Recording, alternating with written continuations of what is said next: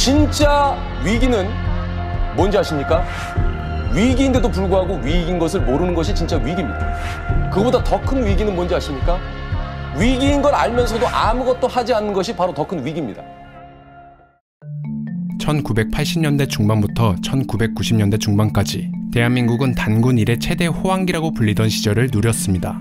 모두가 노력하면 잘 살 수 있을 거라 믿었고, 그러기에 그 시기에 대한민국 국민들은 영광스러운 과거보다 더한 찬란한 미래를 꿈꾸었죠. 하지만 앞서 언급됐던 말처럼 그 시기에 대한민국에게 곧 위기가 찾아왔습니다. 아주 지독한 위기였죠. 저 계산이 맞다면 대한민국 국가부도까지 남은 시간은 일주일입니다. 잔치는 끝났다. 이긴가? 위기인데도 불구하고 위기인 것을 모르는 국민들. 도대체 어떻게 돌아가는 거야 이거? 너 일시적인 거야. 나라에서도 그러고 걱정하지 마. 위기인 것을 알면서도 아무것도 하지 않고 오히려 그 위기를 이용하는 몇몇의 기회주의자들. 왜 위기를 알려야 되는데? 쓸데없는 혼란만 가져옵니다. 아니, 아주 없는 건 아닙니다. IMF로 가면 됩니다. 내 인생이, 내 계급이, 내 신분이 싹 다 바뀌게 되는 순간이야.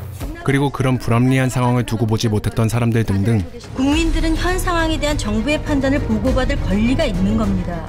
영화 국가부도의 날은 그 시대에 존재했던 사람들의 심정을 상당히 직관적으로 우리에게 전달합니다. 또한 저는 이 영화를 보며 가장 인상 깊었던 점이 하나 있었습니다.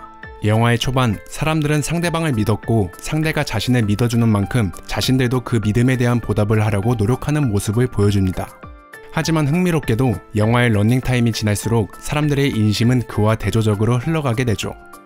결국 영화 국가부도의 날은 나라가 건강해야 국민들의 의식 수준 또한 건강할 수 있다는 걸 배우 허준호님이 맡은 갑수 역을 통해 아주 적나라하게 보여줍니다. 그리고 그 나라가 건강하려면 국민과 다르지 않는 중요한 자리에 앉아있는 사람 또한 건강해야 된다는 걸 여러분도 이 영화를 보며 가슴 깊이 느끼실 수 있을 겁니다. 그러기에 우리는 이 영화를 보며, 아니 우리의 지나온 역사를 보며 지금의 우리는 어떻게 해야 하나를 다시 한번 고민하는 시간을 가져야 할지도 모릅니다. 왜냐고요?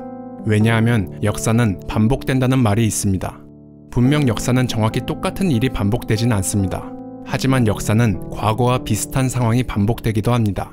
그리고 그런 비슷한 상황에서는 그때와 같이 비슷한 사람들도 있을 겁니다. 위기를 막기 위해 동분서주하는 사람들, 위기를 오히려 이용하려는 사람들, 위기에 그저 짓눌려버리는 사람들 등. 또한 우리는 그런 상황이 왔을 때 우리의 오답노트라고도 볼 수 있는 실패했던 과거를 살펴야 할 겁니다. 그래야 우리들은 과거보다 성숙하게 위기를 넘길 테니까요. 대한민국의 가장 큰 사건들 중 하나였던 IMF 외환 위기, 그리고 그 사건의 문제점을 알기 쉽게 전달했던 영화 국가부도의 날. 2018년 11월 28일 다시 한번 우리의 틀렸던 과거가 찾아옵니다.